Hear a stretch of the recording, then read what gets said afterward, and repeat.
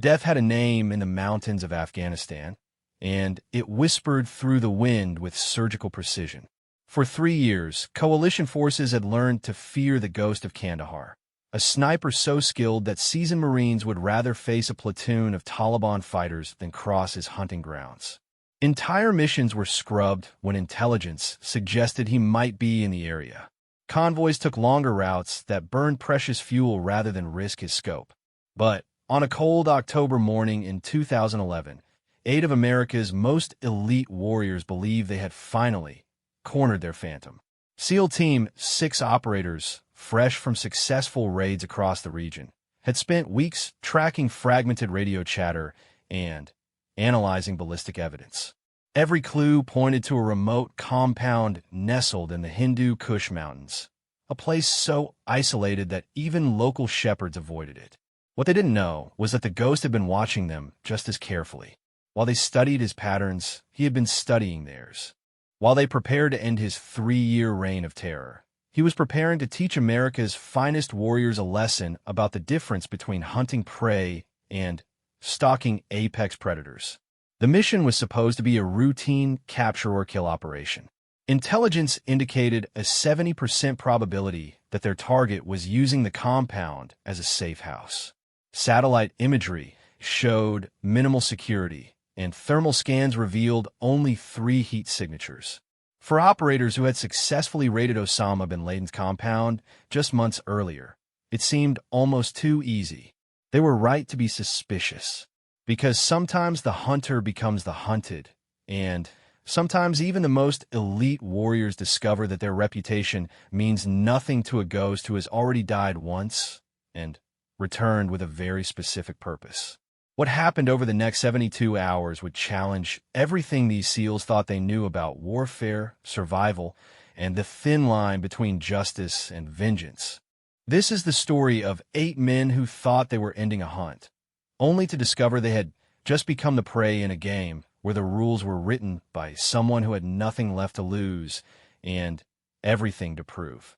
The briefing room at Bagram Airfield was thick with the smell of strong coffee and the tension that came with high-stakes operations.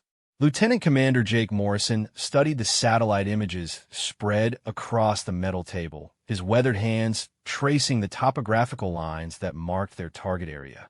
At 34, Morrison had seen more action in the past decade than most soldiers saw in entire careers, but something about this mission felt different. Target designation Hotel 77. Intelligence Officer Captain Sarah Chun announced to the 8-man team. Her voice carried the crisp authority of someone who had briefed countless operations, but even she couldn't hide the underlying tension. We have credible intelligence placing the ghost of Kandahar at this compound approximately 47 kilometers northeast of Kandahar City. Petty Officer First Class Marcus Rodriguez leaned forward, his dark eyes studying the thermal imagery. 3 heat signatures confirmed? He asked. Rodriguez was the team's designated marksman, a man whose own sniper skills had earned him respect throughout the special operations community. If anyone understood what they were up against, it was him. Confirmed as of 1800 hours yesterday, Chen replied. The compound sits on a ridgeline approximately 2,000 meters above sea level. Single-access road, minimal vegetation for cover. Thermal shows the main building and 2 smaller structures. Senior Chief Petty Officer Mike Thompson, the team's explosives expert, ran his fingers through his graying beard. At 41, he was the oldest member of the squad, a veteran of more black operations than officially existed. Seems too easy, he muttered. This guy's been ghosting us for 3 years. Why would he hole up somewhere so exposed? Morrison shared Thompson's concern. The ghost of Kandahar wasn't just another Taliban fighter. Over the past 3 years, he had killed 17 coalition soldiers with single, precisely placed shots from distances that defied belief. Each kill had been surgical, calculated, and seemingly impossible. The longest confirmed shot had been taken from over 1,500 meters in conditions that would have challenged Olympic marksmen. Maybe he's finally made a mistake, suggested Petty Officer Second Class David Kim, the team's communications specialist. Kim was 26, young for special operations, but brilliant with technology. His Korean-American heritage had made him particularly effective in culturally sensitive operations. Everyone gets careless eventually. Or maybe he wants to be found, Morrison said quietly. The room fell silent as the implications of that statement settled over the team. A sniper who wanted to be found was either desperate or setting a trap, and neither option was particularly comforting. Lieutenant Junior Grade Alex Foster, the youngest member of the team at 24, studied the mission parameters on his tablet. Foster was their intelligence specialist, a man whose analytical mind had proven invaluable in complex operations. Pattern analysis shows he's never stayed in one location more than 72 hours, he said. If he arrived yesterday, we have maybe 2 days to get him. Which is why we're moving tonight, Morrison announced. Insertion at 0200 hours. Primary objective is capture for interrogation. Secondary is elimination if capture proves impossible. He paused, looking at each team member in turn. This individual has been responsible for 17 Kia among coalition forces. He's earned his reputation, which means we don't underestimate him for a single second. The mission planning continued for another 2 hours. Every detail was examined, every contingency considered. The compound would be approached from the north, using the natural terrain for concealment. Rodriguez would establish overwatch from position 800 meters south of the target, while Thompson and Kim approached the main building. Morrison would lead Foster and Petty Officers Jake Sullivan and Tony Martinez in a sweep of the secondary structures. As the team prepared their gear, Morrison couldn't shake the feeling that something was off. In his 15 years of special operations, he had learned to trust his instincts, and right now those instincts were screaming warnings. But intelligence was solid, the target was high value, and 3 years of hunting the ghost had finally led them here. The helicopter insertion went flawlessly. The MH-60 Blackhawk dropped them at a landing zone 6 kilometers from the target compound under cover of darkness. The pilot, Chief Warrant Officer Rebecca Hayes, gave them a thumbs up as they disembarked. Guardian Angel will be standing by on Channel 7, she radioed. Weather's clear, winds light, and variable. Good hunting. The trek to the compound took 4 hours of careful movement across treacherous mountain terrain. Each step was calculated, each sound minimized. These 8 men moved through the darkness like shadows, their years of training evident in every precisely placed footfall. Night vision equipment turned the hostile landscape into a green-tinted world of sharp contrasts and hidden dangers. Rodriguez was the first to reach his overwatch position. From his vantage point 800 meters south of the compound, he could see the entire target area through his high-powered scope. Overwatch in position, he whispered into his radio. Compound looks quiet, still showing 3 heat signatures on thermal. Morrison acknowledged the report and continued his approach with the assault team. The compound looked exactly as the satellite imagery had indicated, a main building constructed of traditional stone and mud brick, with 2 smaller outbuildings arranged around a central courtyard. A single dirt road wound up from the valley below, ending at a wooden gate that had seen better decades. Something's wrong, Thompson whispered as they paused 50 meters from the compound's perimeter. The veteran explosives expert was studying the scene through his night vision scope, his experienced eyes picking up details that others might miss. What do you see? Morrison asked.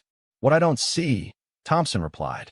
No guards, no sentries, no defensive positions. This guy's supposed to be a tactical genius, but there's nothing here that says defended position. Foster, monitoring communications traffic on multiple frequencies, looked up from his equipment. No radio chatter either, he reported. The whole area is quiet. Too quiet. Martinez, their medic and secondary assault specialist, adjusted his gear and checked his weapon. Maybe the intel was wrong, he suggested. Maybe he's already gone. Or maybe he's exactly where he wants to be, Sullivan added. The demolition specialist had worked with Thompson on dozens of operations and had learned to read situations with similar expertise. Morrison made the decision to proceed. We stick to the plan, he ordered. Rodriguez, maintain overwatch. Everyone else, we go in quiet and careful. First sign of trouble, we extract and call for air support. The assault team moved to their final positions. Kim established communications relay, while Thompson and Martinez approached the main building from the east. Morrison led Foster and Sullivan around to the western side of the compound, preparing to clear the outbuildings. As they closed the final distance, Rodriguez's voice crackled through their earpieces. Movement in the main building. Single figure, moving from room to room. Looks like he's waiting for something. The team had rehearsed this operation dozens of times. Each man knew his role, his sector of fire, his fallback position. They moved with the fluid precision of a machine designed for one purpose: eliminating high-value targets with minimal collateral damage. Thompson reached the main building first, placing a small explosive charge on the wooden door. The shaped charge was designed to blow the door inward without bringing down the building. A precision tool for precision work. He gave Morrison a thumbs up, indicating ready status. All teams ready, Morrison whispered into his radio. Execute in 3, 2, 1. The explosive charge detonated with a sharp crack that echoed off the surrounding mountains. Thompson and Martinez were through the doorway before the smoke cleared, their weapons trained on potential threats, night vision equipment allowing them to see in the darkness that filled the building. What they found inside changed everything. The main room was empty except for a single wooden chair placed in the center. On the chair sat a manila envelope, visible in the green glow of their night vision. No ghost of Kandahar. No sniper. No target. Main building clear, Thompson reported, his voice tight with confusion. No hostile contact. No target. Just an envelope. Morrison felt his blood run cold. In special operations, when something seemed too easy, it usually meant you were walking into an expertly prepared trap. All teams, fall back to rally point, he ordered. This is compromised. But as the team began their tactical withdrawal, Rodriguez's voice came through their radios with barely controlled urgency. Overwatch to all teams. I count at least 8 muzzle flashes from positions around the compound. You're surrounded. The first shot came from impossible distance, over 1,000 meters according to later ballistic analysis. The bullet struck Thompson's night vision equipment, destroying it instantly, but leaving the man unharmed. It was a precision shot that could only have been made by someone with extraordinary skill and intimate knowledge of the team's equipment. A second shot followed immediately, this one striking Martinez's radio, disabling his communications but, again, causing no injury. Then, a third, destroying Foster's tablet computer with surgical precision. Morrison realized they weren't under attack. They were being toyed with. Each shot had been precisely calculated to disable equipment without causing casualties. Someone was sending a message, and that someone had the skill to back it up. This is Guardian Angel, Rodriguez called over the radio. Someone's shooting at our equipment, not at us. Repeat, shots are targeting equipment only. As if in response to his transmission, a fourth shot struck Rodriguez's spotting scope, shattering the expensive optics and leaving the sniper effectively blind beyond normal rifle range. The envelope in the main building suddenly made sense. Morrison sprinted back toward the building, his team covering his movement as best they could with their damaged equipment. The manila envelope contained a single sheet of paper with a message written in precise English. Welcome to my mountain, gentlemen. You have been hunting the wrong ghost. The real hunt begins now. You have 72 hours to leave these mountains alive. The choice is yours. Use them wisely. The message was signed simply, Alexander. Morrison felt something cold settle in his stomach. Alexander wasn't an Afghan name. It was Russian, and if their intelligence was correct about foreign fighters in the region, they weren't dealing with a Taliban sniper at all. They were dealing with someone far more dangerous, a professional killer who had been using the ghost of Kandahar as a cover while pursuing his own agenda. Someone who had been watching them long enough to know their equipment, their tactics, and their individual capabilities. As the team regrouped outside the compound, more shots rang out in the darkness. Each one precisely placed, each one destroying another piece of equipment without harming the operators. Night vision scopes, communication devices, GPS units, all eliminated with shots that demonstrated skill levels that bordered on supernatural. "Sir," Kim whispered, his voice tight with concern. "We need to call for immediate extraction. This isn't a normal engagement." Morrison looked around at his team, 8 of America's most elite warriors, and they were being systematically stripped of their technological advantages by an enemy they couldn't even see. The mission had gone from a routine capture operation to a survival exercise in less than 30 minutes. But as he reached for his radio to call for helicopter support, another shot rang out. This one struck the radio itself, destroying their primary means of calling for help. In the distance, barely audible over the mountain wind, they could hear something that chilled them to the bone. Laughter. Cold, calculating, and utterly confident. They were no longer the hunters. They had become the prey in a game whose rules they didn't understand, played by someone who had spent years preparing for this exact moment. And they were just beginning to realize that their reputation as elite warriors meant nothing to a ghost who had already died once and returned with very specific intentions. The real hunt was just beginning. The first rule of survival, when you realize you're being hunted, is to get as far away from your last known position as possible. Morrison's team followed that rule perfectly, moving through the darkness with a fluid precision that had made them legends among special operations forces. But as they put distance between themselves and the compound, it became increasingly clear that their adversary had planned for this contingency as well. Every piece of high-tech equipment they relied upon had been systematically destroyed by shots that defied rational explanation.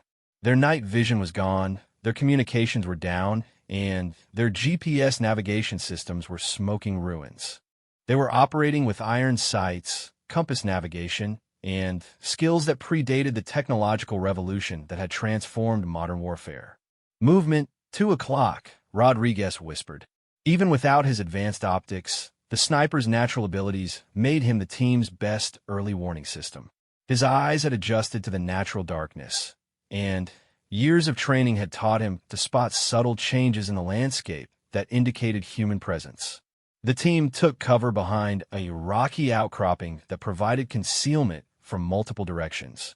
Thompson immediately began assessing their tactical situation, while Foster tried to establish communications using his backup radio, an older model that had survived the systematic destruction of their primary equipment.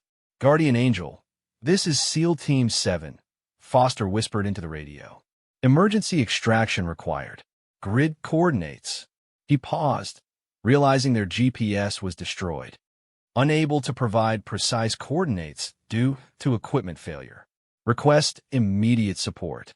The radio crackled with static, and Chief Warrant Officer Hayes' voice came through clearly. "SEAL Team 7, this is Guardian Angel. Your mission clock shows 4 hours remaining until scheduled extraction. Confirm emergency status."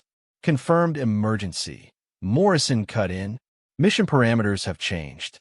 We have an unknown hostile with advanced sniper capabilities systematically targeting our equipment. Request immediate air support and emergency extraction." "Roger that, 7. Be advised that we're showing multiple heat signatures in your area. Can you confirm hostile count?" Morrison exchanged glances with his team. Multiple heat signatures meant they were dealing with more than just one enemy sniper. "Negative on hostile count," he replied. "Visual contact has been minimal. Estimate unknown number of hostiles with advanced capabilities." What Morrison didn't know was that Alexander had spent the past 3 weeks preparing the battlefield. Every possible escape route had been studied, every potential cover position had been mapped, and contingencies had been prepared for dozens of different scenarios. The Russian wasn't just hunting them. He was herding them toward a specific location where the final confrontation would take place on his terms. Kim suddenly held up his hand for silence. His communication equipment might have been destroyed, but his natural hearing was exceptional. "Engine noise," he whispered. "Vehicle approaching from the south." The sound of a diesel engine echoed off the mountain walls, growing steadily closer. The team could see headlights winding up the mountain road toward their position, but Whether it was rescue or additional enemy forces remained to be seen. Could be local militia, Sullivan suggested. Maybe someone heard the shooting and came to investigate. Or maybe our friend called for backup, Thompson countered. The explosives expert was studying the approaching vehicle through an old pair of binoculars, the only optical equipment that had survived the systematic destruction of their gear. The vehicle turned out to be an old Soviet-era truck, the kind that local fighters had been using throughout the region for decades. But as it approached their position, something became clear that chilled the team to the bone. The truck was driving without headlights on, navigating the treacherous mountain road in complete darkness with a precision that suggested intimate familiarity with the terrain. "That's not locals," Rodriguez whispered. "Nobody drives these mountains at night, without lights, unless they know them like their own backyard." The truck stopped approximately 300 meters from their position. In the silence that followed, they could hear doors opening and closing, followed by the sound of multiple people moving through the darkness with tactical precision. Foster managed to establish contact with their air support again. "Guardian Angel, we have additional hostiles arriving by vehicle. Request immediate fire support on grid." He paused again, frustrated by their lack of GPS coordinates. 7. This is Guardian Angel. We're en route to your last known position. ETA, 15 minutes. Can you mark your position with infrared strobes? Morrison reached for his signal kit, only to remember that their IR strobes had been among the equipment destroyed by those impossibly precise shots. Negative on IR strobes. Equipment destroyed. "Sir," Martinez whispered urgently. "We've got movement on 3 sides. They're trying to box us in." The medic was right. Whoever they were dealing with understood military tactics well enough to execute a classic pincer movement designed to limit escape options. The team found themselves being gradually compressed into a smaller and smaller area of defensible terrain. "Time to move," Morrison decided. "We head for the ridge line to the west. Stay low, move quiet, and watch for muzzle flashes." The team began their tactical withdrawal, moving through the darkness with practiced efficiency. But as they reached the first checkpoint in their escape route, another shot rang out. This time, the bullet struck the ground directly in front of Morrison, kicking up dust and rock chips that stung his face. It wasn't a miss. It was a warning. A second shot followed immediately, striking the ground in front of Thompson. Then a third, targeting Rodriguez. Each shot was placed with mathematical precision, creating a line that clearly indicated the boundaries of where they were allowed to move. "He's hurting us," Foster realized. The intelligence specialist had seen this tactic before in training exercises, but never executed with such precision in real combat. "He's controlling our movement, forcing us toward a specific location." "Then we go the other direction," Morrison decided. "If he wants us to go west, we head east." But as the team changed direction, more shots rang out, each one precisely placed to block their attempted route. Within minutes, it became clear that they had only one direction available: north, toward higher ground that offered excellent fields of fire for anyone positioned on the ridgeline above them. "Classic kill box," Thompson muttered. "He's driving us into an ambush zone." "Guardian Angel, this is 7, Morrison radioed. "We are being herded toward grid, unknown coordinates to the north. Hostile is using precision fire to control our movement. Request immediate air support on our current position." Hayes' response was immediate. 7. Be advised that we have multiple aircraft in the area. Can you identify friendly forces with signal mirrors or flares? Negative on signaling equipment. All marking devices destroyed. The team continued their forced movement northward, each step taking them closer to terrain that favored their unknown adversary. The shots continued to ring out with mechanical precision, never aimed to kill, always positioned to guide their movement like invisible fences that couldn't be crossed. As they climbed higher into the mountains, Kim suddenly stopped. His communication equipment might have been destroyed, but he still carried a handheld frequency scanner that had somehow escaped the systematic destruction. "Sir," he whispered urgently, "I'm picking up radio traffic." The frequency scanner was crackling with transmissions in what sounded like Russian. Kim had studied multiple languages during his military career, and while he wasn't fluent in Russian, he could recognize certain tactical terms and call signs. Positions, movement, target acquisition. Kim translated what he could understand. Sir, I think there are at least 6 individuals coordinating this operation. They're using military terminology and tactical frequencies. Morrison felt his blood run cold. 6 hostiles with military training, advanced equipment, and intimate knowledge of the terrain was a force that could challenge even an elite SEAL team under the best of circumstances. Under their current conditions, stripped of advanced equipment and being herded like cattle, it was potentially a death sentence. Sir, Rodriguez whispered, we need to break the pattern. If we keep moving where they want us to go, we're walking into whatever they've prepared for us. Morrison agreed, but every attempt to deviate from their northern route was met with precisely placed shots that made clear the consequences of noncompliance. Their adversary had achieved something that few enemies had ever managed: complete control over an elite military unit's movement without engaging in direct combat. The helicopter noise was getting closer, but Morrison knew that air support would be useless if they couldn't mark their own position or identify the enemy locations. In darkness and mountainous terrain, even the most skilled pilots couldn't engage targets they couldn't see. Guardian Angel, be advised that hostile forces are likely equipped with advanced anti-aircraft capabilities, Morrison radioed. Recommend extreme caution on approach. As if in response to his transmission, a new sound echoed across the mountains, the distinctive whistle of a rocket-propelled grenade being fired into the air. The team watched in horror as a streak of light arced across the night sky, exploding harmlessly several hundred meters away from any aircraft. It was another warning, a demonstration that their adversary possessed weapons capable of engaging helicopter targets, and the skill to use them effectively. Hayes' voice came through their radio immediately. 7, we've got RPG fire in your area. Guardian Angel is going evasive. We'll maintain overwatch, but cannot provide close air support until the anti-aircraft threat is neutralized. The team found themselves in an impossible situation. They were being systematically driven toward an unknown objective by an enemy who possessed superior knowledge of the terrain, advanced equipment, and the tactical skill to control their movement without direct engagement. Their air support had been neutralized by the threat of shoulder-fired missiles, and their own capabilities had been reduced to basic infantry tactics. As they continued their forced march northward, Foster suddenly grabbed Morrison's arm. Sir, he whispered, I think I understand what's happening here. Explain. The ghost of Kandahar was never Taliban, Foster said quietly. I think he was bait.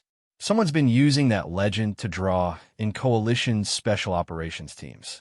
We're not the first unit to hunt this target. Morrison felt a chill that had nothing to do with the mountain air.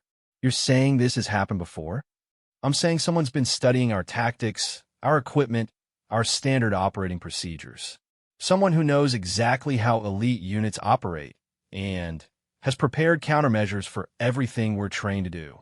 The implications of Foster's analysis were staggering. If they were dealing with someone who had been systematically studying and engaging Coalition special operations teams, then they weren't just facing a skilled adversary. They were facing someone who had been specifically preparing to defeat America's most elite warriors. Another shot rang out in the darkness, this one striking the ground so close to Sullivan that the explosion of rock chips drew blood from his cheek. The message was clear: keep moving north, or the next shot might not be a warning. As they climbed higher into the mountains, the terrain became increasingly treacherous. Loose rock and narrow paths made quiet movement nearly impossible, while the elevation made every step more difficult. But what troubled Morrison most was the growing realization that they were being herded toward a specific location that their adversary had chosen for reasons they couldn't yet understand. Movement ahead, Rodriguez whispered. Through the darkness, they could see what appeared to be structures silhouetted against the stars, buildings or fortifications positioned on the ridgeline above them. Guardian Angel, we have visual contact with potential hostile positions, Morrison radioed. Recommend you maintain distance until we can assess the tactical situation. But even as he spoke, Morrison knew that assessment was a luxury they probably couldn't afford. They were being driven toward whatever waited on that ridgeline by an adversary who had demonstrated the ability to control their movement with surgical precision. The shots continued to guide them forward, each one a reminder that they were no longer the hunters. They had become pawns in a larger game whose rules they didn't understand, played by someone who seemed to know their capabilities better than they knew themselves. And they were beginning to realize that reaching their destination might be exactly what their adversary wanted most of all. The structures on the ridgeline resolved themselves into something far more sophisticated than Morrison had expected. Through the green glow of the one surviving night vision device, Rodriguez's backup scope, they could see what appeared to be a well-constructed defensive position complete with sandbag fortifications and carefully positioned firing positions. But what made Morrison's blood run cold was the realization that the fortifications weren't hastily constructed. They looked permanent, professional, and designed specifically to counter the tactics that elite military units would employ in this exact terrain. "Sir," Foster whispered, studying the position through his damaged but functional binoculars, "this isn't a temporary camp. Someone's been preparing this position for months, maybe years." Thompson had reached the same conclusion. The explosives expert was analyzing the defensive layout with the eye of someone who had spent decades studying military engineering. Overlapping fields of fire, multiple fallback positions, natural choke points. Whoever built this knows exactly what they're doing. The forced march had taken them 3 hours, and dawn was beginning to lighten the eastern sky.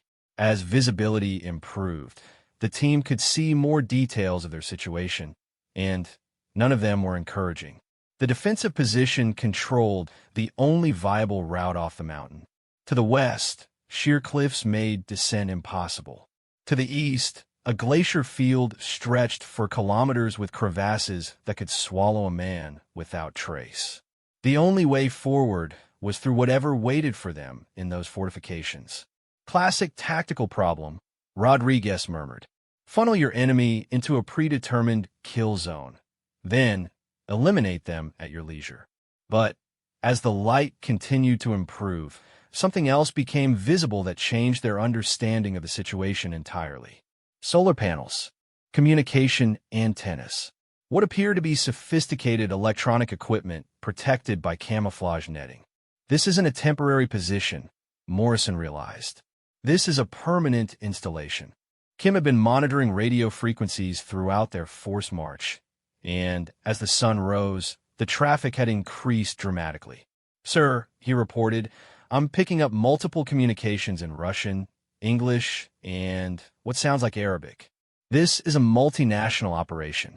Foster studied the intelligence implications while Martinez checked the team's medical supplies and ammunition.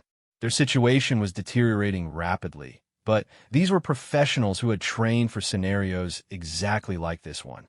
"Guardian Angel, this is 7, Morrison radioed.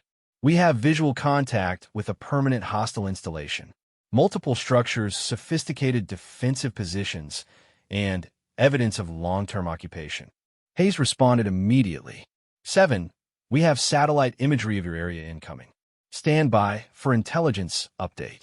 While they waited for satellite intelligence, the team prepared for what was beginning to look like an inevitable confrontation. Sullivan and Thompson began identifying potential assault routes, while Rodriguez established the best available overwatch position given their limited equipment. The radio crackled with Hayes' voice again. 7, satellite imagery confirms multiple structures and defensive positions. We're also showing heat signatures indicating at least 12 individuals in your immediate area. 12 hostiles with prepared positions and advanced equipment against 8 elite operators with damage gear was not favorable odds under any circumstances. But these were SEALs who had been trained to overcome impossible odds through superior tactics and determination. "Movement," Rodriguez whispered urgently. "Single individual approaching from a fortified position. Appears to be unarmed." Through the morning light, They could see a figure walking down the mountain path toward their position. The individual was moving openly, making no attempt at concealment, and carrying what appeared to be a white flag of truce. "It's a trap," Thompson said immediately. "Has to be." "Maybe," Morrison replied, "but someone wants to talk." As the figure drew closer, they could see it was a man in his 40s, wearing civilian clothes, but moving with the disciplined posture of someone with extensive military training. He stopped approximately 50 meters from their position and called out in accented but clear English. "I am Alexander Petrov, formerly of the 45th Guard Spetsnaz Regiment. I wish to speak with your commanding officer under terms of parley." Morrison felt recognition click into place. The 45th Guards was an elite Russian special operations unit, and if their intelligence was correct, Alexander Petrov had been declared dead 3 years ago during a classified operation in Syria. "I'll talk," Morrison called back. "But my team maintains defensive positions." "Of course," Alexander replied. "I would expect nothing less from operators of your caliber." Morrison moved forward cautiously, his weapon ready, but not directly aimed at the Russian. As he got closer, he could see that Alexander bore the scars of someone who had seen extensive combat, including what appeared to be severe burn damage to the left side of his face and neck. "You've been hunting the wrong ghost," Alexander said without preamble. The ghost of Kandahar was never Taliban. He was Russian Spetsnaz, and he was killed 6 months ago. "By who?" Morrison asked, though he was beginning to suspect the answer. "By me," Alexander replied calmly. "Captain Dmitry Volkov was my subordinate in Syria. When our government declared us dead and abandoned us to enemy forces, he made certain accommodations with local fighters. He continued operating in this region under the identity of the Ghost of Kandahar, but his targets were not always coalition forces." Morrison felt pieces of a larger puzzle clicking into place. He was selling intelligence. Among other things, Alexander confirmed, Dmitry was always more concerned with profit than patriotism. When I tracked him to this region, I discovered he had been providing targeting information to various groups willing to pay for coalition troop movements. "So you killed him." "I eliminated a traitor who was responsible for the deaths of soldiers from multiple nations," Alexander corrected, "including several of your own special operations personnel." The implications of this revelation were staggering. If Alexander was telling the truth, then the Ghost of Kandahar had been a Russian operator who was selling intelligence to the highest bidder, intelligence that had resulted in coalition casualties. "Why are you telling me this?" Morrison asked. Alexander studied him for a long moment before responding. "Because you and your team represent the elite of American military capability. You are professional soldiers following orders in service of your country. I have no quarrel with you, but you've been hurting us up here for hours. I needed you to understand the situation before making your choice," Alexander explained. "You came here hunting a ghost that no longer exists, but your presence has attracted the attention of others who have very real grievances against your government."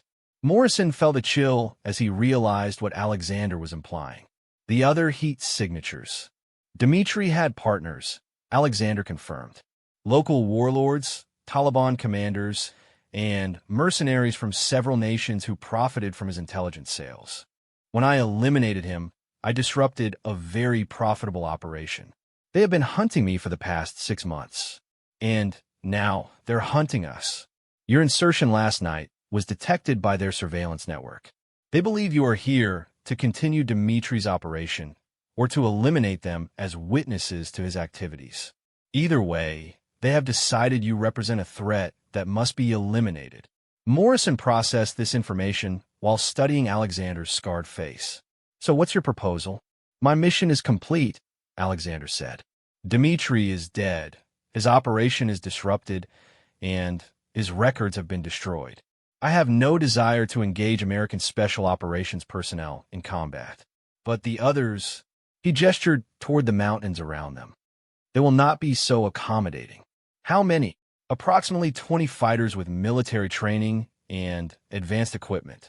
They have been planning to ambush any coalition forces that came hunting the ghost." Your team simply provided them with the opportunity they have been waiting for. Morrison realized their tactical situation was even worse than he had thought. Not only were they facing trained adversaries on prepared ground, but those adversaries had been specifically planning for this contingency. "What do you want from us?" Morrison asked. "Temporary Alliance Alexandre replied.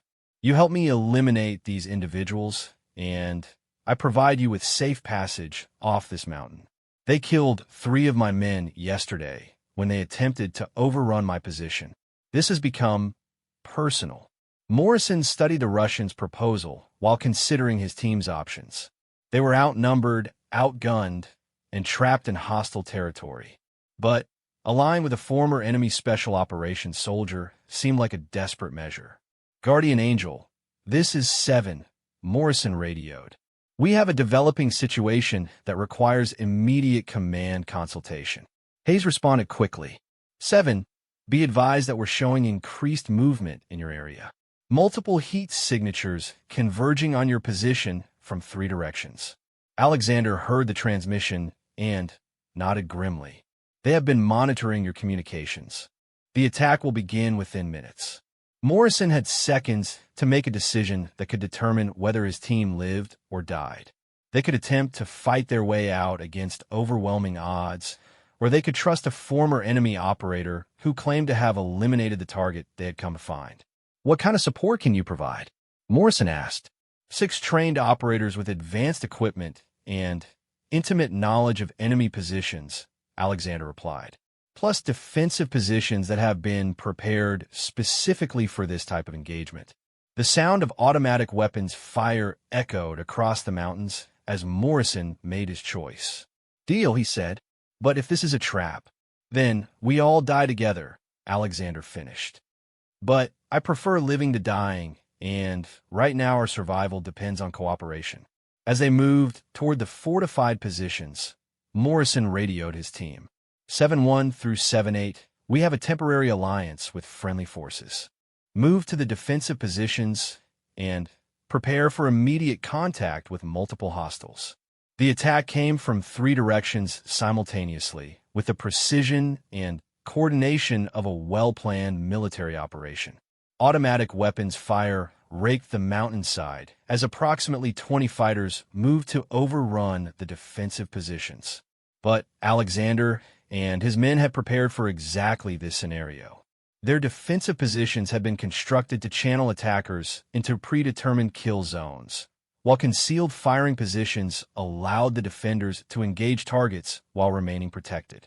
Overlapping fields of fire, Thompson noted approvingly as they reached the defensive positions. Whoever designed this knows their business. The battle that followed was unlike anything the SEAL team had experienced. Fighting alongside former enemy special operations personnel against a mixed force of Taliban, mercenaries, and local fighters created tactical challenges that no training exercise had prepared them for. But it also demonstrated something that Morrison had always suspected. Professional soldiers, regardless of nationality, shared common values of tactical competence and mutual respect that transcended political boundaries. As the firefight continued, it became clear that their temporary allies were exactly what Alexander had claimed: highly trained operators with advanced equipment and sophisticated tactical knowledge. The defensive positions held against repeated attacks, while coordinated fire eliminated enemy positions with surgical precision. "Guardian Angel, this is 7, Morrison radioed during a brief lull in the fighting. We are engaged with multiple hostiles, but have temporary allied support. Request immediate close air support on enemy positions to our south and east. 7, confirm friendly forces are in defensive positions and can be clearly identified." Morrison looked around at the mixed force of Americans and Russians fighting side by side against a common enemy. "Confirmed, Guardian Angel. Friendlies are in prepared defensive positions. All movement to the south and east is hostile." The air support that followed was devastating and decisive. Precision strikes eliminated enemy positions while avoiding the defensive installations where the combined force had taken shelter. Within an hour, The mountain was quiet except for the echo of aircraft engines disappearing into the distance. As the immediate threat ended, Morrison found himself facing a new dilemma. His mission had been to eliminate the ghost of Kandahar, but that target was already dead. His team had survived through an alliance with former enemy personnel who had helped them defeat a common threat. But now he had to decide what happened next. The immediate aftermath of battle always brought a strange quiet to the mountains. Smoke drifted from destroyed enemy positions while the acrid smell of spent gunpowder mixed with the clean mountain air. Morrison surveyed the tactical situation while trying to process the implications of what had just occurred. His 8-man SEAL team had fought alongside 6 Russian Spetsnaz operators to defeat a mixed force of Taliban fighters, mercenaries, and local warlords. The irony wasn't lost on him that some of the most intense combat cooperation he had ever experienced had been with soldiers whose countries were technically adversaries. Alexander approached, carrying a battered metal case that had obviously seen considerable use. His scarred face showed the fatigue of someone who had been fighting for much longer than just the past few hours. "The records," he said, setting the case down between them. Everything Dmitri compiled during his 3 years of intelligence operations. Names, locations, payment schedules, and operational details for every transaction. Morrison stared at the case. If Alexander was telling the truth, it contained information that could identify every source, contact, and collaborator in a network that had been selling coalition intelligence to the highest bidder. "Why give this to us?" Morrison asked. "Because your intelligence services can make better use of it than I can," Alexander replied. "And because the operation that abandoned my men and declared us dead was authorized by politicians, not soldiers. I have no quarrel with professional military personnel." Foster, the team's intelligence specialist, opened the case and began examining the contents. After several minutes of reviewing documents, photographs, and electronic storage devices, he looked up with an expression of barely controlled amazement. "Sir," he said quietly, "this is intelligence goldmine. Financial records, communication intercepts, operational plans. If this is authentic, it represents 3 years of detailed intelligence on hostile networks throughout the region." Thompson was examining the defensive positions that had allowed them to survive the attack. The explosives expert had spent enough time studying military engineering to recognize truly professional work when he saw it. "These positions," he said to Alexander, "they weren't built recently. This installation has been under construction for months." 8 months, Alexander confirmed. "After I tracked Dmitri to this region, I discovered the scope of his operation and began preparing for the inevitable confrontation with his associates. Rodriguez was monitoring the surrounding area through his restored optics, equipment that Alexander's team had provided to replace what had been systematically destroyed during the previous night's stalking operation. "Movement to the north," he reported. "Single vehicle, approaching fast." Through binoculars, Morrison could see an American Humvee navigating the mountain road at dangerous speed. Either rescue forces had arrived, or someone was very eager to reach their position. "Guardian Angel, this is 7, Morrison radioed. "We have American ground forces approaching our position. Can you confirm identity and authorization?" Hayes responded immediately. 7, that's Lieutenant Colonel Richardson from JSOC. He's been monitoring your situation and requested immediate ground transport to your location." Morrison felt a familiar knot form in his stomach. When Joint Special Operations Command dispatched senior officers to active operations zones, it usually meant that political considerations were beginning to override tactical ones. The Humvee arrived in a cloud of dust and diesel exhaust. Lieutenant Colonel Richardson emerged wearing full combat gear and the expression of someone dealing with a situation that was threatening to become a diplomatic incident. "Commander Morrison," Richardson called out, "I need an immediate situation report." Morrison provided a concise summary of the night's events, the discovery that their target was already dead, and the alliance that had enabled their survival against overwhelming odds. Richardson listened without interruption, but his expression grew increasingly grim. "These Russian personnel," Richardson said finally, They're officially dead according to Moscow. Their government disavowed them 3 years ago, following a classified operation in Syria. Sir, Morrison replied, regardless of their official status, they saved American lives and provided intelligence that could prevent future coalition casualties. Richardson studied Alexander, who stood quietly nearby with his remaining men. Mr. Petrov, he said in Russian, I understand you have information regarding hostile intelligence operations in this region. Alexander replied in English, I have provided complete records to Commander Morrison's intelligence specialist. Your analyst will find the information comprehensive. And what do you want in return? Safe passage for my men and myself to a neutral country where we can disappear permanently. Richardson considered this request while studying the intelligence materials that Foster had organized. After several minutes of review, he looked up with the expression of someone facing an impossible decision. Gentlemen, he announced, this situation has implications that extend far beyond this mountain. The intelligence you've provided could expose networks that have been responsible for coalition casualties throughout the region. But the source of that intelligence creates complications. Morrison understood the dilemma immediately. The intelligence was invaluable, but officially acknowledging cooperation with disavowed Russian special operations personnel could create diplomatic problems that reached the highest levels of government. Sir, Morrison said carefully, speaking purely from a tactical perspective, these individuals saved American lives and provided intelligence that will prevent future American casualties. Their official status seems less important than their actions. I agree with that assessment, Richardson replied. But I'm not the person who makes decisions about international incidents. Kim, who had been monitoring radio traffic, suddenly looked up from his equipment. Sir, he reported urgently, I'm picking up encrypted communications indicating that multiple aircraft are en route to this location. ETA approximately 20 minutes. Richardson's expression darkened. That would be the diplomatic cleanup crew, he said grimly. Which means we have 20 minutes to decide how this situation gets officially recorded. Alexander stepped forward. Colonel Richardson, he said formally, I propose a solution that serves everyone's interests.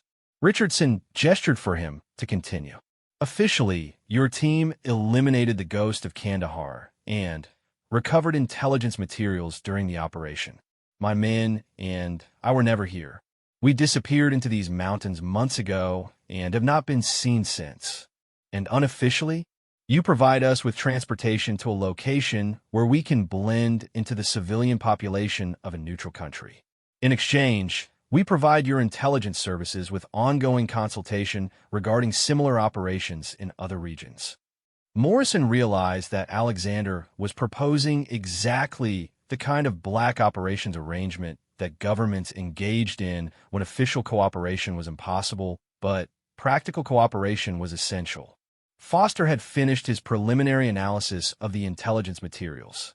Sir, he reported, based on initial review, this intelligence could lead to operations that prevent dozens of coalition casualties. The strategic value is extraordinary. Thompson was studying the Russian team's equipment and defensive preparations. Sir, he added, the tactical competence these individuals have demonstrated suggests they could provide valuable training insights for our own operations. Richardson made his decision with the speed of someone who had been dealing with impossible choices throughout his career.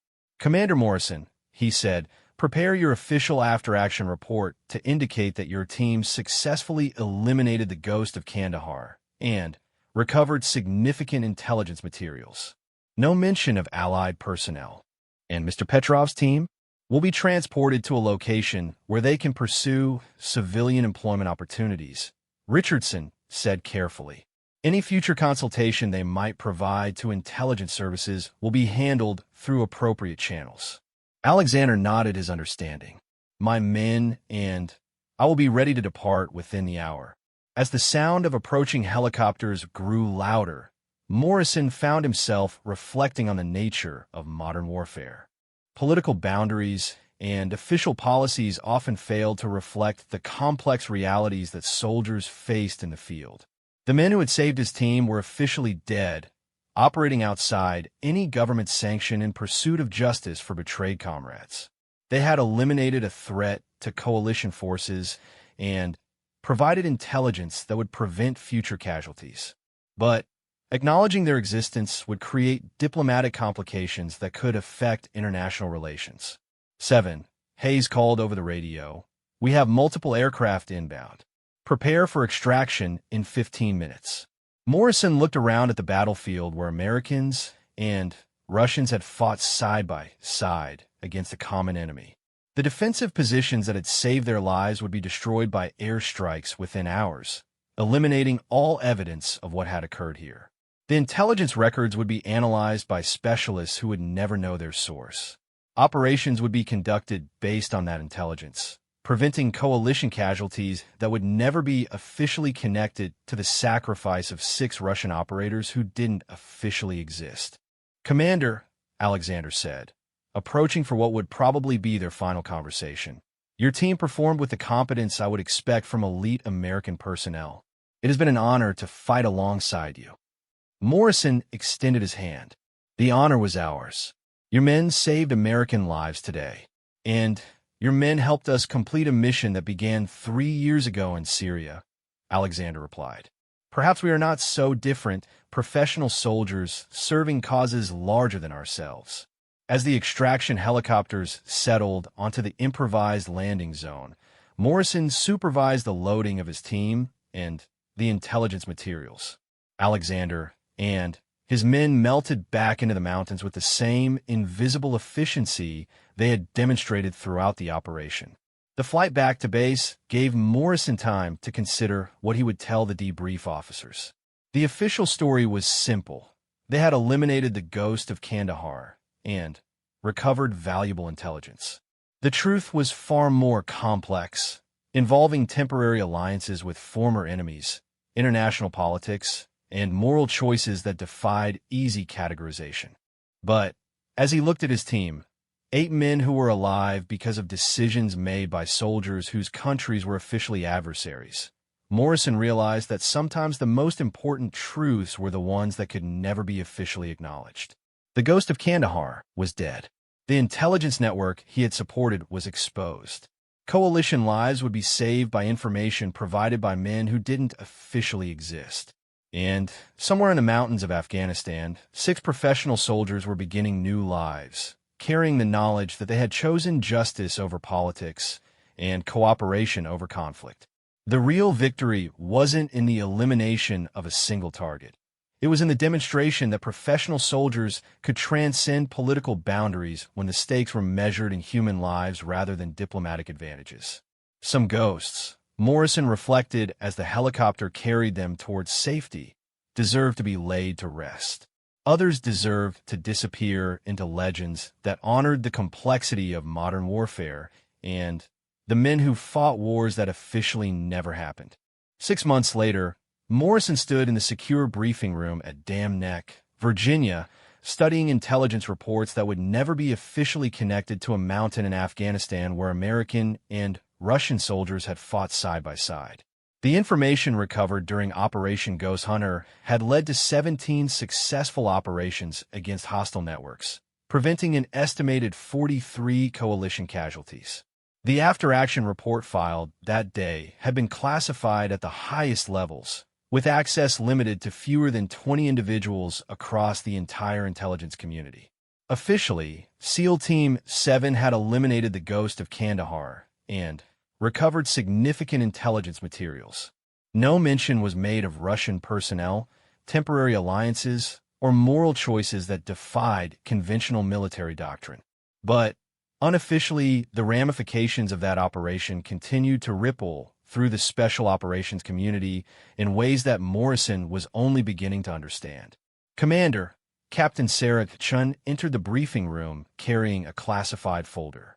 The intelligence officer who had briefed them 6 months ago now wore the expression of someone who had been dealing with information that challenged every assumption about how modern warfare actually worked. "Captain," Morrison acknowledged, setting down the report he had been reviewing. "I assume this is about the consultation requests." "Among other things," Chen replied, placing the folder on the table between them. Since your operation, we've received intelligence contributions through unofficial channels that have prevented 12 separate attacks on coalition forces. The source is listed as foreign contractor services, but the tactical knowledge and regional expertise suggests exactly what you think it suggests, Morrison finished. How's the diplomatic situation? Officially, there is no diplomatic situation, Chun said carefully. Unofficially, certain parties have expressed appreciation for the professional manner in which a complex situation was resolved. Morrison understood the careful language. In the world of international intelligence operations, official communications were always sanitized to protect everyone involved from political complications. Any word on the consultation arrangement? 3 operations in Pakistan, 2 in Syria, and 1 in Iraq have benefited from tactical advice provided by individuals whose expertise in regional operations has proven exceptional, Chun reported. The advice has been provided through third-party contractors to maintain appropriate distance. Morrison felt a familiar mixture of satisfaction and concern. The arrangement that Richardson had negotiated was working exactly as intended, providing valuable intelligence and tactical advice while maintaining official deniability for all parties involved. His tablet chimed with an encrypted message from Foster, who is currently stationed at a joint intelligence facility in Germany. The message was brief and written in the carefully neutral language of official communications, but Morrison could read between the lines. Intelligence materials continue to provide actionable information. Recent analysis indicates network disruption has prevented estimated additional casualties. Source consultation remains valuable for operational planning. Translation: the intelligence records that Alexander had provided continue to expose hostile networks throughout the region, while ongoing consultation with the Russian team was helping coalition forces avoid traps and ambushes that would have cost American lives. Rodriguez entered the briefing room carrying his gear bag and wearing the expression of someone preparing for deployment. The sniper had been assigned to a joint task force that was pursuing targets identified through the Ghost Hunter intelligence. "Sir," he reported to Morrison, "Operation Wolverine launches in 18 hours. Target packages developed from the Afghan materials. Estimate 3 high-value targets with associated networks." Morrison felt the satisfaction that came from knowing that their actions 6 months ago were still saving coalition lives. But he also felt the weight of command decisions that existed in the gray areas between official policy and tactical reality. The truth was that modern warfare increasingly required cooperation between forces that were officially adversaries, alliances that couldn't be acknowledged, and moral choices that defied traditional military doctrine. The Ghost Hunter operation had succeeded not because of superior firepower or advanced technology, but because professional soldiers had chosen cooperation over conflict when the stakes were measured in human lives. Kim knocked on the briefing room door, carrying communication equipment that Morrison recognized as far more sophisticated than standard military issue. The communications specialist had been assigned to a classified program that Morrison wasn't officially supposed to know about. "Sir," Kim said carefully, "the consultation network is requesting tactical advice regarding a situation in eastern Syria. 3 coalition personnel are trapped behind hostile lines, and standard extraction protocols aren't viable due to unique circumstances." Morrison didn't need to ask what kind of consultation was being requested. Somewhere in Syria, Alexander and his team were providing tactical advice that would help rescue American soldiers, just as American soldiers had helped them complete their mission in Afghanistan. "Any complications with the request?" Morrison asked. "None that can't be handled through appropriate channels," Kim replied. "The consultation will be provided through third-party contractors with no official connection to any government entity." Thompson appeared in the doorway, wearing the combat gear of someone preparing for immediate deployment. The explosives expert had been assigned to a rapid response team that specialized in operations developed from Ghost Hunter intelligence. "Sir," he reported, "we launch in 6 hours for a target in Pakistan. Intelligence indicates a weapons cache that's been supplying hostile forces throughout the region. Source material from the Afghan operation." Morrison nodded his understanding. The intelligence that Alexander had provided was still generating operations 6 months later, each one preventing coalition casualties by disrupting hostile networks before they could act. Any support requirements? Morrison asked. Standard loadout, Thompson replied. But the target assessment includes tactical recommendations from unofficial sources that should improve our success probability significantly. Foster's voice came through the secure communication system from his station in Germany. Commander Morrison, are you available for secure consultation? We have a situation developing that requires immediate tactical advice. Morrison activated the encrypted video link, and Foster's image appeared on the briefing room screen. Behind him, Morrison could see the sophisticated intelligence analysis center where Ghost Hunter materials were being processed. Sir, Foster reported, we have intelligence indicating an imminent attack on a coalition convoy in eastern Afghanistan. The attack profile matches patterns from the Ghost Hunter materials, but the tactical recommendations for countermeasures are complex. Meaning the countermeasures require tactical knowledge that our standard doctrine doesn't address, Foster explained. But we have access to consultation services that could provide the necessary expertise. Morrison understood immediately. The convoy could be saved using tactical advice from Alexander's team, but acknowledging that advice would create complications that reach far above Foster's clearance level. Are the consultation services available? Morrison asked. Standing by for immediate response, Foster confirmed. Recommendations can be provided through standard contractor channels within 20 minutes. Make it happen, Morrison decided. Whatever authorization is required, I'll provide it. As Foster coordinated the consultation request, Morrison reflected on how the Ghost Hunter operation had changed his understanding of modern warfare. The enemy wasn't always clearly defined, allies weren't always officially acknowledged, and victory sometimes required cooperation with individuals who didn't officially exist. Sullivan entered the briefing room carrying demolitions equipment and wearing the focused expression of someone preparing for a complex operation. The secondary explosives specialist had been assigned to a classified program that was dismantling weapons networks identified through Ghost Hunter intelligence. Sir, he reported, Operation Sandstorm launches at dawn. Target is a logistics network that's been supporting hostile operations across 3 countries. Intelligence development traces back to the Afghan materials. Tactical assessment, Morrison asked. High probability of success, Sullivan replied, especially with the tactical recommendations we've received from unofficial consultation sources.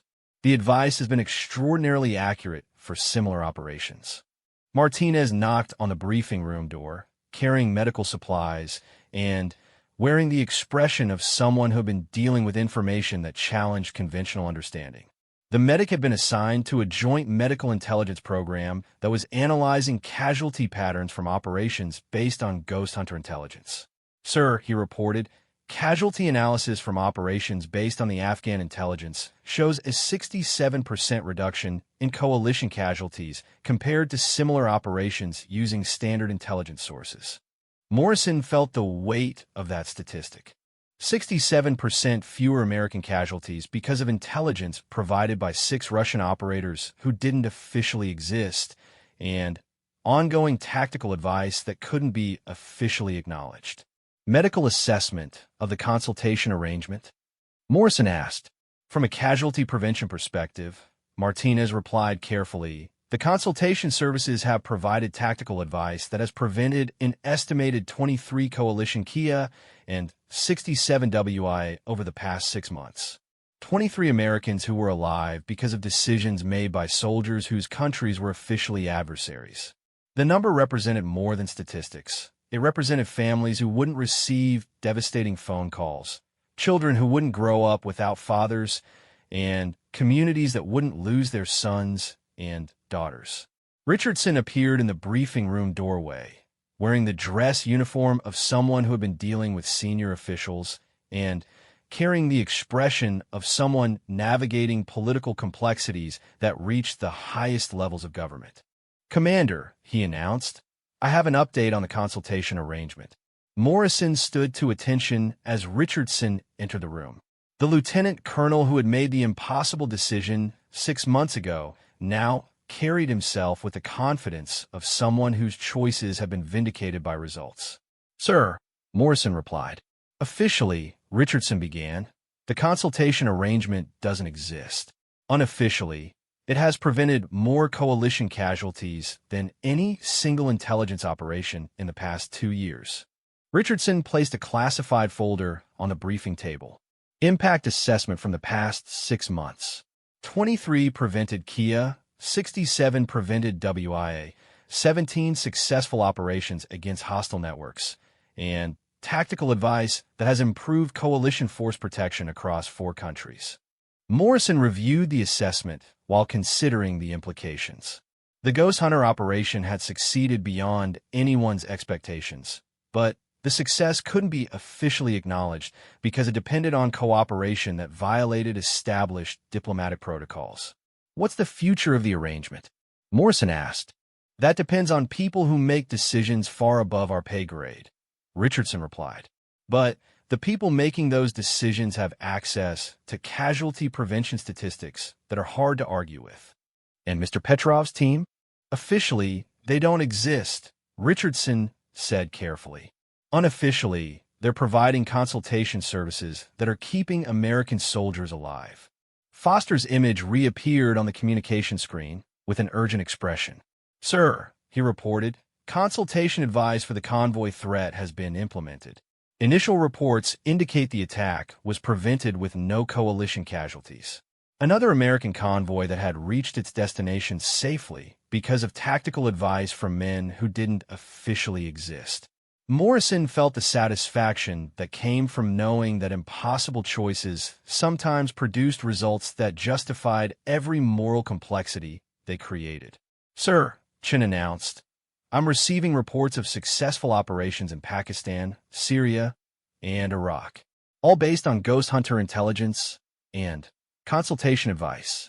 Combined casualty prevention estimate for today's operations is 8 coalition personnel. 8 more Americans who would return home safely because of intelligence and tactical advice provided by former enemies who had chosen cooperation over conflict." As the reports continued to arrive throughout the day, Morrison realized that the Ghost Hunter operation represented something larger than a successful mission. It represented a new model for how professional soldiers could transcend political boundaries when human lives were at stake. The Ghost of Kandahar was dead, but his legacy lived on in the intelligence network he had created and the men who had dedicated themselves to dismantling it. The real victory wasn't in eliminating a single target. It was in proving that professional soldiers could find common ground even when their governments couldn't. Somewhere in the world, American soldiers were conducting operations with a higher probability of success because of tactical advice provided by Russian soldiers who didn't officially exist. Somewhere else, those same Russian soldiers were using American intelligence to prevent attacks that would have killed coalition personnel. The arrangement existed in the gray areas between official policy and tactical reality, but it existed because professional soldiers had chosen to measure success in lives saved rather than political advantages gained. Morrison looked around the briefing room at the reports, intelligence assessments, and operational updates that represented 6 months of consequences from decisions made on a mountain in Afghanistan. Every document was classified, every operation was deniable, and every success was officially attributed to sources that protected everyone involved from political complications. But the numbers didn't lie. Fewer Americans were dying because enemies had become allies, adversaries had found common ground, and soldiers had chosen cooperation over conflict when the stakes were measured in human lives. The Ghost of Kandahar was dead, but the legacy of the men who had eliminated him, both American and Russian, lived on in operations that would never be officially acknowledged, alliances that would never be publicly celebrated, and victories that would be measured in lives saved rather than enemies defeated. Some truths were too important to be acknowledged officially. Some victories were too valuable to be celebrated publicly. and some alliances were too necessary to be limited by the political boundaries that divided the world, but couldn't divide the professional soldiers who had sworn to protect the innocent, regardless of nationality. The real legacy of Operation Ghost Hunter wasn't in the elimination of a single target. It was in the proof that even in a world divided by politics and ideology, professional soldiers could still find ways to honor the ancient warrior code that valued courage, competence, and the protection of the innocent above all other considerations. And that legacy continued to save American lives every single day.